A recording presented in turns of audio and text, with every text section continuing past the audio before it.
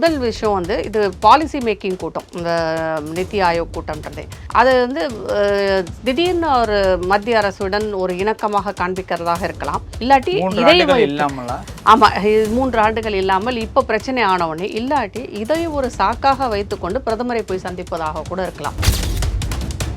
ஒரு பயம் வந்திருக்குமோ அப்படின்றது தோணுது. ஏன்னா ஏற்கனவே இந்த மாதிரி ஆன விஷயங்கள் அதாவது 2G கேஸ்லாம் வந்தப்போ கனிமொழி அம்மையார் போய் நிர்மலா சீதாராமனை சந்தித்து பேசியதெல்லாம் நம்ம எல்லாருக்குமே தெரியும். இங்கே வந்து இவருடைய மகனே இதில் வந்து தவறு செய்த மாதிரி குற்றம் சாட்டப்பட்ட ஒரு மாதிரி ஒரு தமிழக நலனுக்காகவோ தமிழகத்திற்கு திட்டங்கள் வாங்குவதற்காக போயிருப்பார் என்று சொன்னால் யாரும் நம்ப முடியாது. அப்படின்னா இவர் ஆரம்பத்திலிருந்தே அதை செய்திருந்தால் நம்ம நம்பிட்டு இருந்திருக்கலாம். ஆனால் இன்றைக்கு பல பிரச்சனைகள் வெடித்து இருக்கும் போது மட்டும் இப்போ கிளம்பி போயிருக்கு. அப்படின்னும் போது இவங்களுக்கு என்ன சொல்லியிருக்காங்க, எங்களுக்கு வந்து போதுமான எவிடன்சஸ் இருக்குது, அதனால தான் நாங்கள் ரெய்டு பண்ணோம்னு சொல்லிட்டு அமலாக்கத்துறை சொன்னால் அப்போ அதை எல்லாத்தையும் எங்களுக்கு சப்மிட் பண்ணுங்கன்னு சொல்லியிருக்காங்க.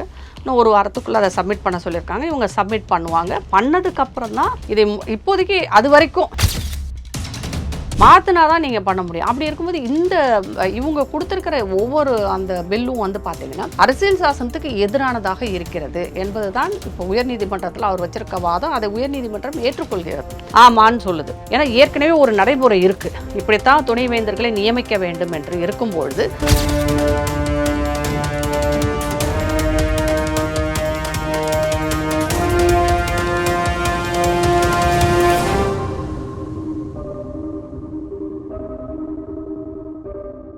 ரியல் ஒன் நேயர்களுக்கு வணக்கம். இன்று நம்மளுடைய நேர்காணலுக்கு அரசியல் விமர்சகரான திரு ராதா தேவர் அவர்கள் நினைச்சிருக்காங்க. வணக்கம். வணக்கம். 3 ஆண்டுகள் இல்லாமல் இந்த ஆண்டு நிதி ஆயோக் கூட்டத்திற்கு வந்து முதல்வர் அவர்கள் போகிறது அப்படிங்கிறது வந்து ஒரு விமர்சனத்தை வந்து ஏற்படுத்தியிருக்கு. எந்த வருஷமும் இல்லாமல் இந்த வருஷம் போகிறதுக்கு உண்டான காரணம் என்ன அப்படிங்கிறது. இன்னொரு பக்கம் பார்த்தீங்க அப்படின்னா மோடி அவர்கள்ட்ட அப்பாயின்மெண்ட் வந்து கேட்டிருக்காங்க அப்படிங்கிற மாதிரியான விஷயமும் வந்து கிடச்சிருக்கு. எப்படி இந்த 2 விஷயங்களையும் தொடர்பு படுத்தி பார்க்குறதா, இல்லை நிதி ஆயோக் கூட்டம் போகிறதுக்கு வேறு ஏதாவது பர்டிகுலராக காரணங்கள் இருக்கா? எப்படி நிதி ஆயோக் கூட்டத்தை பொறுத்த வரைக்கும் முதல்வர் அவர்களே வந்து முன்னாடி சொல்லியிருக்கார், போன வருடமெல்லாம் போக மாட்டேன்னு சொன்னார். அவர் சொன்ன காரணம் என்னென்னா, தமிழகம் வஞ்சிக்கப்படுகிறது, ஒன்றிய அரசு எங்களுக்கு எதுவும் கொடுக்க மாட்டேங்குது, அதனால் எனக்கு போக விருப்பம் இல்லை அப்படிங்கிற மாதிரி ஒரு எதிர்ப்பை தான் காண்பித்தார். இப்போ 3 வருடமாக இந்த எதிர்ப்பை காமிச்சிட்டு இப்போ 4வது வருஷம் திடீர்னு அவரே கிளம்பி போகிறார். அதுவும் பல பிரச்சனைகள் இங்கே இருக்குது. நீங்கள் வந்து பார்த்தீங்கன்னா நிறைய அமைச்சர்கள் மேல் குற்றச்சாட்டுகள், வழக்குகள் கண்டினியூஸாக தொடர்ச்சியாக வந்து கொண்டே இருக்கிறது. நீதிமன்றங்கள் வந்து இதை நல்ல விதமாக பார்க்கவில்லை என்பது அவருக்கு நல்லாவே தெரியுது. இன்னொரு பக்கம் இடி ரெய்டுன்றது பெரிய அளவில் போயிட்டுருக்கு. இது எல்லாரும் நினைக்கிற மாதிரி ஒரு சாதாரண விஷயம் கிடையாது. ஏன்னா டெல்லி முதல்வர் கெஜ்ரிவாலுக்கே வந்து இது பிரச்சனையாக வந்து முடிஞ்ச ஒரு மாதிரி அந்த மாதிரியான ஒரு கலால் துறையை சம்மந்தப்பட்ட ஒரு இதுன்றதுனால இங்கே அந்த பிரச்சனை பெரிய அளவில் வெடிச்சிருக்கு. இவ்வளோ பிரச்சனை இருக்கும்போது டெல்லி ஏன் போகிறாரு? அதை முதல் விஷயம் வந்து இது பாலிசி மேக்கிங் கூட்டம், இந்த நித்தி ஆயோக் கூட்டம்ன்றதே அது வந்து திடீர்னு ஒரு மத்திய அரசுடன் ஒரு இணக்கமாக காண்பிக்கிறதாக இருக்கலாம். இல்லாட்டி ஆமா 3 ஆண்டுகள் இல்லாமல் இப்போ பிரச்சனை ஆனவொடனே இல்லாட்டி இதையும் ஒரு சாக்காக வைத்துக்கொண்டு பிரதமரை போய் சந்திப்பதாக கூட இருக்கலாம். அவருக்கு என்னன்னா இப்போ இந்த கேசஸ்லாம் வந்தது குறிப்பாக அவருடைய மகனை நோக்கி இது பார்க்கும்போது ஒரு பயம் வந்திருக்குமோ அப்படின்றது தோணுது. ஏன்னா ஏற்கனவே இந்த மாதிரி ஆன விஷயங்கள் அதாவது 2G கேஸ்லாம் வந்தப்போ கனிமொழி அம்மையார் போய் நிர்மலா சீதாராமனை சந்தித்து பேசியதெல்லாம் நம்ம எல்லாருக்குமே தெரியும். இங்கே வந்து இவருடைய மகனே இதில் வந்து தவறு செய்த மாதிரி குற்றம் சாட்டப்பட்ட ஒரு மாதிரி ஒரு பிரச்சனை இங்கே பூதாகரமாக கிளம்பி இருப்பதால் அதற்காக போய் சந்திப்பதாக கூட இருக்கலாம். கண்டிப்பாக அவர் பிரதமரை சந்திப்பார், அமித்ஷாவை சந்திப்பார், சந்திக்காமல் வரப்போவதில்லை. சந்திப்பார் என்ன தமிழகத்துக்கு இது கொடுங்க அது கொடுங்கன்னு சொல்லி கேட்க போயிருப்பார். அவருடைய சொந்த விஷயமா தான் போயிருப்பார். ஏன்னா இது வரைக்கும் போகாதவர், தமிழகத்திற்காக எந்த விஷயத்திற்காகவும் டெல்லியில் போய் பேசாதவர் திடீர்னு அங்கே போயிருக்கும் போது கண்டிப்பாக இன்றைக்கு இருக்கும் பிரச்சனைகள் தான் அவரை அங்கே இட்டு சென்றிருக்கிறதே தவிர தமிழக நலனுக்காகவோ தமிழகத்திற்கு திட்டங்கள் வாங்குவதற்காக போயிருப்பார் என்று சொன்னால் யாரும் நம்ப முடியாது. அப்படின்னா இவர் ஆரம்பத்திலிருந்தே அதை செய்திருந்தால் நம்ம நம்பிட்டு இருந்திருக்கலாம். ஆனால் இன்றைக்கு பல பிரச்சனைகள் வெடித்து இருக்கும் போது மட்டும் இப்போ இப்போ கிளம்பி போயிருக்கார். அப்படின்னும் போது கண்டிப்பாக இதில் அவர் குடும்பம், அவர் கட்சி சம்பந்தப்பட்ட விஷயமாகத்தான் இருக்க வேண்டுமே ஒழிய தமிழக மக்கள் நலன் சார்ந்த விஷயமாக இருப்பதற்கு வாய்ப்பில்லை. அது யார் சொன்னாலும் நம்பவும் மாட்டாங்க. ஏன்னா இத்தனை வருஷம் இப்போ சமீபத்தில் ஒரு மாதம் முன்பு வரை வந்து என்ன மாதிரியெல்லாம் மத்திய அரசை பற்றி பேசினார்கள், மோடி அமித்ஷா அவர்கள் எவ்வளோ கேவலமாக பேசுனாங்கன்னு எல்லாருக்குமே தெரியும். ஒன்றிய அரசுன்னு சொல்லிட்டு மத்திய அரசுடன் எந்த இணக்கமும் இல்லாமல் போயிருக்கு. கோபேக் மோடின்னு எத்தனையோ தடவை ஹேஷ்டேக். இப்போ வந்து இவர் டெல்லி போகிறார், அங்கே கோபேக் ஸ்டாலின்னு பாஜகக்காரவங்க ஹேஷ்டேக் போடலாமா? எதுக்கு போய் அங்கே போய் வராரு டெல்லிக்கு அப்படின்னு கேட்கலாம்ல. ஆனால் அப்படி கேட்க மாட்டாங்க. ஏன்னா அது ஒரு நாகரிகம் இருக்குது. இவர் ஒரு மாநிலத்தின் முதலமைச்சர், அவர் வந்து இந்த நாட்டின் பிரதமர். இவங்கெல்லாம் வந்து மக்களால் தேர்ந்தெடுக்கப்பட்ட ஒரு பிரதிநிதியாக இருக்கும்போது இவங்கள கோபேக்குன்னு சொல்கிறதும், வராதுன்றதும், கேவலமாக பேசுகிறதும் இதெல்லாம் ஒரு நாகரிகமான அரசியல் இல்லை. ஆனால் திமுக இது வரைக்கும் இங்கே நாகரிகமான அரசியல் செய்யலை. அதுவும் இந்த 4 வருஷமும் வந்து இவங்க செய்த அரசியல் வந்து ரொம்ப அசிங்கமான ஒரு கேவலமான அரசியலாகத்தான் இருந்தது. ஒரு பிரதமரை நீங்கள் பிடிக்கலோ, இதற்கு முன்னாடி இப்படி இவருடைய அப்பாவும் தந்தையும் இப்படி தான் இந்திரா காந்தி அம்மையாரை வந்து எந்த அளவுக்கு கேவலமாக பேசினார் என்று எல்லோருக்குமே தெரியும். என்னமோ தமிழகம் என்பது ஒரு தனி நாடு மாதிரி, இவங்க எல்லாம் ராஜா மாதிரியுமே ஒரு பிஹேவியர்லேயே இருந்தாங்க, இப்பயும் இருக்கிறாங்க. மோடி அவர்களை வந்து எவ்வளவுக்கு கேவலப்படுத்த முடியுமோ இவருடைய கட்சிக்காரர்களும் சரி, இவரும் சரி, இவருடைய அமைச்சர்களும் சரி, எல்லாருமே கேவலப்படுத்துனாங்க. அவர் வரக்கூடாதுன்னு சொல்லிட்டு கருப்பு என்னது கொடி காட்டுற வரைக்கும் கூட போனாங்க. பேராசூட் எல்லாம் ஏதோ பந்து பால் எல்லாம் கூட வந்து கருப்பு பலூன்லாம் விட்டாங்க. அதெல்லாம் அந்த மாதிரியான சிச்சுவேஷன் டெல்லியில நிலவுல. டெல்லியில் எப்படி பண்ணுவாங்க? அது அங்கே ஒரு மெச்சோர்டான அரசியல் சொல்லலாம். ஒரு முதிர்ந்த அரசியலோ இல்லை முதிர்ந்த அரசியல்வாதியோ இந்த மாதிரிலாம் செய்ய மாட்டாங்க. பிரச்சனைகளை தான் நமக்கு பேச வேண்டியது. இப்போதான் வெள்ளைக்கொடி வரைக்கும் வந்துருச்சுல்ல. இப்போ வெள்ளைக்கொடி எடுத்துகிட்டு போயிருக்கார். வெள்ளைக்கொடி எடுத்துகிட்டு ஏற்கனவே ஒரு தடவை போனார். இப்படி தான் இப்போ பிரதமர் இங்கே வரும்போது வெள்ளைக்கொடி எடுத்துக்கொண்டு போனதெல்லாம் நமக்கும் தெரியும். இப்போ வெள்ளைக்கொடி எடுத்துக்கொண்டு டெல்லிக்கே போயிருக்கிறார், சமாதானமாக போயிடலான்னு. ஆனால் இதில் பாஜகவை பொறுத்த வரைக்கும் ஒரே நிலைப்பாடத்தான் இருக்க வேண்டுமே தவிர, இதில் அந்த வெள்ளைக்கொடி அவங்க ஒத்துக்கிட்டாங்கன்னா அது தமிழக மக்களை ஏமாத்துற மாதிரி ஆகிடும், பாஜகவை தமிழக மக்களை ஏமாத்துற மாதிரி ஆகிடும். ஏன்னா இந்த வழக்கில் வந்து யார் குற்றவாளி, என்ன தவறு நடந்திருக்கிறது, மக்கள் பணம் எவ்வளவு கொள்ளை போயிருக்கிறது என்பது கண்டிப்பாக மக்களுக்கு தெரிவிக்க வேண்டிய கடமை அமலாக்கத்துறையாக இருக்கட்டும், விசாரிக்கிறோம் அந்த நீதிமன்றங்களாக இருக்கட்டும், எல்லோருக்கும் பொறுப்பு இருக்குது. அதே மத்திய அரசுக்கும் அந்த பொறுப்பு இருக்குது. கெஜ்ரிவாலோட கேஸ் பார்த்திங்கன்னா 2021 2 வருடங்கள் போச்சு. உங்களுக்கு 22 ஆரம்பித்த கேஸு 24 தான் அவர் அரெஸ்டே ஆனார். அது வரைக்கும் பல பேர் அதில் கைதானாங்க. இறுதியாக தான் கெஜ்ரிவால் கிட்ட போச்சு அந்த வழக்கு. 2 வருடங்கள் கழித்து தான் அவரை வந்து, ஆனால் வந்து அந்த வழக்கில் அவர் கண்டிப்பாக அவர் செய்த தவறுகளை வந்து வெளியில் சொல்லி அது கடைசியில் அவரோட ஆட்சியே போச்சு. அப்போ அங்கே கெஜ்ரிவாலுக்கு அப்படி ஒன்று நடக்கும்போது இங்கே ஓட்டும் இவங்க இதை விட்டுட்டாங்கன்னா அதற்கப்புறம் திமுக செய்யும் எல்லாவற்றையும் நம்ம வந்து ஏற்றுக்கொள்ள தான் வேண்டும். இப்போ ஸ்டாலின் அவர்கள் இப்போ இடி ரைடு, இந்த ரத்தீஷ், ஆகாஷ் பாஸ்கர் இந்த மாதிரியான விஷயங்கள்லாம் தொடர்ச்சியாக வந்து நம்ம கேள்விப்பட்டு இருக்கோம்ல. அரவிந்த் கெஜ்ரிவால் மேலே எடுத்த ஒரு நடவடிக்கை ஸ்டாலின் அவர்கள் மேலே எடுக்காமல் இருப்பதற்கு என்ன காரணம்? ஏன் நடவடிக்கை எடுப்பதற்கு சற்று டைம் ஆகும்? எதா இருந்தாலும் சரி, முதல்வர் இதில் சம்மந்தப்பட்டிருக்கனா அதுக்கான உங்களுக்கு எவிடன்சஸ் வேணும். கண்டிப்பாக சாட்சி எல்லாம் வேணும். அது இல்லாமல் அவர் ஒரு முதல்வர், மக்களால் நான் ஏற்கனவே சொன்னதான், தேர்ந்தெடுக்கப்பட்ட முதல்வரை அவ்வளோ எளிதாக நீங்கள் போயிட்டு கைது செய்வதோ குற்றம் சாட்டுவதோ தவறாகத்தான் போய் முடியும். கெஜ்ரிவாலை பொறுத்த வரைக்கும் அதே தான் நடந்தது. அவர் மேல் அவ்வளோ குற்றச்சாட்டுகள் இருந்தாலும் அதை வந்து சரின்னு சொல்லி கொண்டு வரவே 2 வருடங்கள் ஆச்சு. 2 வருடங்கள் கழித்து தான் அவர் மேலே வந்து உங்களுக்கு சார்ஜ் ஷீட் போடுறதுக்கும் நாளாச்சு. அதுக்கப்புறம் அவர் வெளியில் வர்றதுக்கு முன்னாடி ஜாமீனில் வெளியில் வர்றதுக்கு மிக பாடுபட்டு தான் வெளியில் வந்தார். அந்த அளவுக்கு ஆதாரங்களை திரட்டி வைத்து கொண்டு தான் அவர்கிட்ட போனாங்களே தவிர எடுத்தோம் கழுத்தன்னு போல. அதே தான் நீங்கள் எடுத்தோம் கழுத்தன்னு போக முடியாது. இன்றைக்கு அமலாக்கத்துறை வந்து இதில் உள்ளே வந்திருக்கிறதுக்கு காரணமே வந்து பண பரிமாற்றங்கள் தான். அந்த எப்பயுமே அது தானே, இடி வந்து உள்ளே வருதுனாலே அந்த பணம் வந்து ஹவாலா பணமாக இருக்கலாம், இல்லை வந்து தவறுதலாக ஒரு துறையில் இருந்து இன்னொரு துறைக்கு வந்து ஊழல் பணமாக கொண்டு போய் இன்வெஸ்ட் பண்ணுறது, இதெல்லாம் வந்து வரும்போது தான் அவங்க வருவாங்க. இந்த இதில் வந்து பார்த்திங்கன்னா இதில் விசாகன் என்பவர் மாட்டியிருக்கிறார். இப்போ அவர்கிட்ட தான் விசாரணை போயிட்டுருக்கு. ஏன்னா அவர் தான் டாஸ்மாகோட மேலாளராக இருக்கிறாரு. ஆனால் இதில் எந்த அளவுக்கு முதல்வரின் கவனத்தில் வந்திருக்கு, இல்லை அவரே இதில் ஈடுபட்டிருக்காருன்னா நமக்கு தெரியாது, யாருக்குமே தெரியாது. அது இனிமேல் வந்து நிரூபிக்கப்பட வேண்டிய விஷயம். அதை அமலாக்கத்துறை வந்து விசாரித்து அவங்க வந்து அதை நிரூபிக்கணும். நிரூபித்தாதான் நமக்கு இதில் எந்த அளவுக்கு முதல்வரின் ஈடுபாடு இருந்தது என்பது தெரிய வரும். ஆல்மோஸ்ட் நெருங்கினதுக்கு அப்புறம் இந்த ஸ்டே ஆர்டர் அப்படிங்கிறது சற்று சந்தேகிக்கக்கூடிய ஒரு விஷயமா தானே இருக்குது. ஏன்னா தனுஷ் அவர்கள், சிம்பு அவர்கள், சிவகார்த்திகேயன் அவர்கள் இவங்க வீட்டுக்குமே ரைடு போகணுங்கிற அளவுக்கு சம்மன் ரெடி ஆயிடுச்சு. இந்த பக்கம் வந்து ரத்தீஷ், ஆகாஷ் பாஸ்கர் தலைமறைவாக இருக்காங்க. அவங்கள நோக்கி விமான நிலையம் வரைக்கும் விசாரணைக்கக்கூடிய நிகழ்வுகள் வந்து நடந்துக்கிட்டு இருக்கு. எங்கேயுமே கேப் விடாமல் வந்துக்கிட்டு இருந்த ஒரு ரைடு டக்குன்னு ஒரு இடத்துல ஸ்டே ஆர்டர் வாங்கி எல்லை மீறி விட்டது அமலாக்கத்துறைன்னு சுப்ரீம் கோர்ட்டே கேட்கக்கூடிய அளவுக்கு மாறி இருக்கு அப்படின்னா அதிகாரம் அழுத்தம் அங்கே நடந்திருக்கு அப்படிங்கிறத தவிர வேறு எப்படி சந்தேகிக்கிறதுங்கிற ஒரு கேள்வி வருது. அப்படி இல்லை. இப்போ நாமெல்லாம் வந்து ஊடகங்களில் பேசுகிற மாதிரியோ பொதுவெளியில் பேசுகிற மாதிரியோ கோர்ட் நடந்துக்க முடியாது. முதல்ல அதை நம்ம புரிஞ்சுக்கணும். முதல்ல இவங்க உயர்நீதிமன்றத்தில் தான் போய் ஸ்டே கேட்டாங்க. ஆனால் வந்து கிடைக்கல. உயர்நீதிமன்றத்தில் ஸ்டே பண்ண மாட்டோம்னு சொல்லிட்டாங்க. ஏற்கனவே நடக்கிற விசாரணை தானே, விசாரணைக்கு நீங்கள் ஒத்துழைங்க. உங்களுக்கு வந்து தனிப்பட்ட முறையில் தனிப்பட்ட ஆட்களுக்கு ஏதாவது பிரச்சனை இருந்தாலோ, இல்லை உங்களுக்கு வந்து அவங்க மேலே குற்றம் சாட்டுகள் இருந்தாலோ நீங்கள் வந்து கேஸ் ஃபைல் பண்ணுங்கன்னு சொல்லிட்டாங்க. இப்போ உச்சநீதிமன்றத்தில் எப்படி ஸ்டே கொடுத்துருக்காங்கன்னா, அவங்க மொத்தமாக நிப்பாட்டாலாம் இல்லை.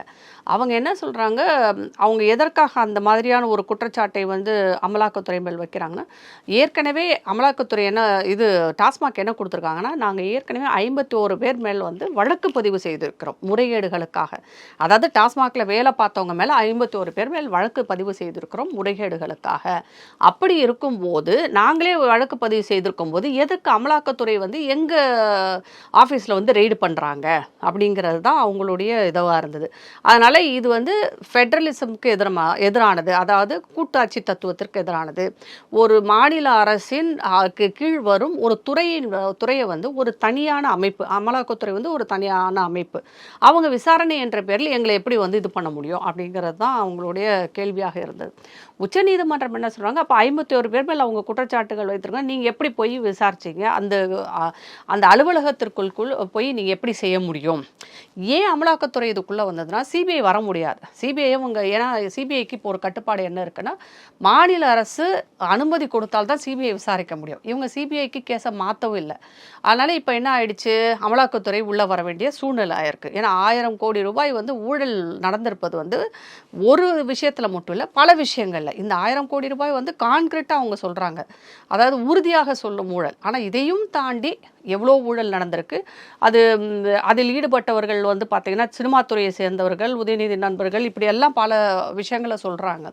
இப்போ உச்சநீதிமன்றம் ஒரு விஷயத்தை கேட்டிருக்கு. அதில் வந்து என்ன சொல்கிறாங்கன்னா, இந்த 51 பேருக்கு மேலே நீங்கள் கேஸ் போட்டிருக்கீங்களா, அது என்ன ஸ்டேட்டஸில் இருக்குது அப்படின்னு கேட்டிருக்காங்க. அவங்க திருப்பி மாநில அரசை கேட்டிருக்காங்க. அந்த ஸ்டேட்டஸை வந்து நீங்கள் எங்களுக்கு கொடுக்கணும். அந்த அந்த அந்த அந்த வழக்குகளின் நிலை எந்த ஸ்டேட்டஸில் இருக்குது அப்படின்னு கேட்டிருக்காங்க. இவங்களுக்கு என்ன சொல்லியிருக்காங்க, எங்களுக்கு வந்து போதுமான எவிடன்சஸ் இருக்குது, அதனால தான் நாங்கள் ரெய்டு பண்ணோன்னு சொல்லிட்டு அமலாக்கத்துறை சொன்னால், அப்போ அதை எல்லாத்தையும் எங்களுக்கு சப்மிட் பண்ணுங்கன்னு சொல்லியிருக்காங்க.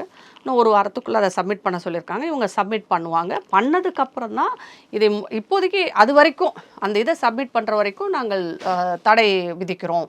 அது வரைக்கும் நீங்கள் எங்கேயும் வந்து, அதாவது எங்கே ரெய்டு போகக்கூடாதுன்னா, டாஸ்மாக் அலுவலகத்துக்கு தான் அவங்க போகக்கூடாது. மற்ற இடத்துக்கெல்லாம் ரெய்டு போய்க்கலாம், எது வேணாலும் பண்ணிக்கலாம், விசாரிச்சுக்கலாம், அதெல்லாம் ஒன்றும் பிரச்சனை கிடையாது. அதனால் மற்ற இடத்துல வந்து விசாரிக்கிறது ஆனால் டாஸ்மாக் அலுவலகத்துக்குள் நீங்கள் எந்த ரெய்டும் பண்ணக்கூடாது அப்படி என்பதை அவங்க சொல்லியிருக்கிறாங்க. இப்போ இவங்க இதை சப்மிட் பண்ணதுக்கப்புறம் தான் நமக்கு தெரியும் இவங்க எந்த மாதிரியான ஆதாரங்கள் வைத்திருக்கிறார்கள் என்று. இனிமேல் சப்மிட் பண்ணி அது ரொம்ப மோசமாக இருந்தால் உச்சநீதிமன்றமே ஒன்றும் செய்ய முடியாது, அனுமதி கொடுத்து தான் ஆக வேண்டும். இதே மாதிரி தான் வந்து டெல்லி கேஸும் ஆச்சு. இறுதியில் வந்து அவங்க போக வேண்டிய போது அவருக்கு எதிராக இருந்த எல்லா சாட்சியங்களையும் ஆதாரங்களையும் பலமான ஆதாரங்களையும் கொடுத்ததுக்கப்புறம் நீதிமன்றத்தால் மறுக்க முடியலை, வேறு வழியே இல்லை.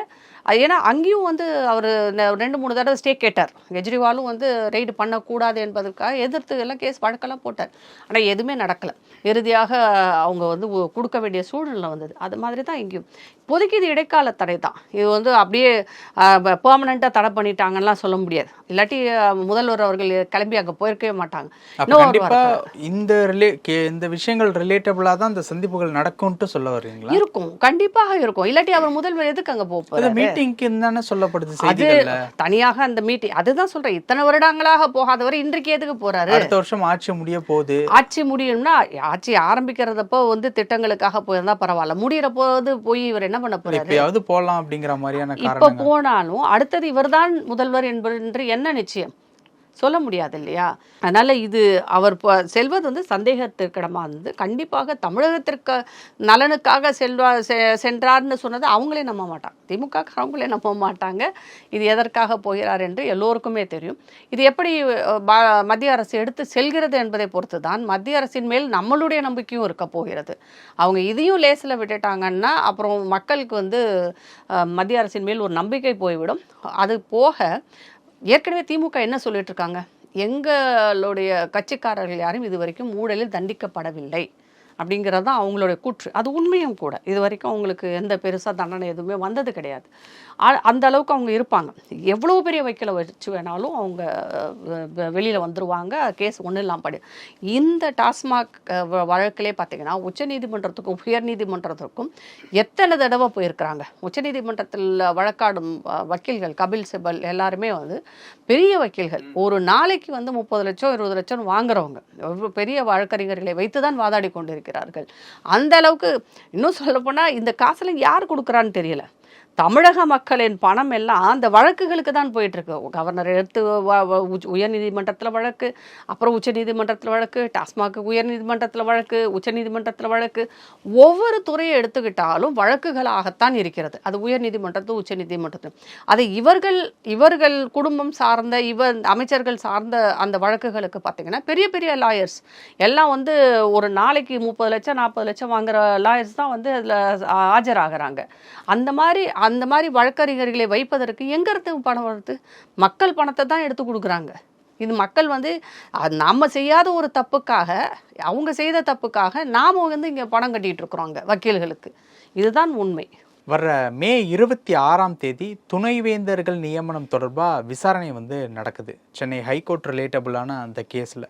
இந்த விசாரணையுடைய தீர்வு எதை நோக்கி போகும்? வேந்தரே துணைவேந்தர்களை நியமிக்கலாம் அப்படிங்கிற மாதிரியான ஒரு இடத்துல போய் நிற்குமா, இல்லை அந்த துணைவேந்தர்கள் விஷயம் மறுபடியும் ஏதாவது சர்ச்சையில் போய் சிக்குமா? ஏற்கனவே நான் இப்போ சொன்ன மாதிரி தான் பல வழக்குகளை வந்து தமிழக அரசு உயர்நீதிமன்றத்திலும் உச்சநீதிமன்றத்திலும் அடுக்கடுக்காக சந்தித்து கொண்டே இருக்கிறது. இவங்களும் போய் அதை வழக்குகள் பதிஞ்சுக்கிட்டே இருக்கிறாங்க. இப்போ இந்த வழக்கை பொறுத்த வரைக்கும் உச்சநீதிமன்றம் ஒரு ஆர்டர் போட்டுச்சு அப்படின்னு இவங்க சொல்கிறாங்க. அதாவது ஆளுநர் வந்து உடனே வந்து பாஸ் பண்ணணும், டைம் லிமிட் கொடுக்குறாங்க. சட்டசபையிலேருந்து அவங்க கொடுக்குற எந்த இதுவாக இருந்தாலும் நீங்கள் உடனே பாஸ் பண்ணணும். 1 மாதம் 2 மாதம் இல்லாட்டி 3 மாதம் இல்லாட்டி அது இவங்களுக்கு போயிட்டு ஜனாதிபதி போய் அவங்களும் வந்து ஒரு காலக்கெடு கொடுக்குறாங்க. காலகட்டத்துக்குள் அதை வந்து கொடுத்து அப்ரூவ் பண்ணி அனுப்பணுன்றாங்க. இது மட்டும்தான் அவங்க சொன்னாங்க. அதனால் காலதாமதம் செய்யக்கூடாது அப்படிங்கிறது தான்.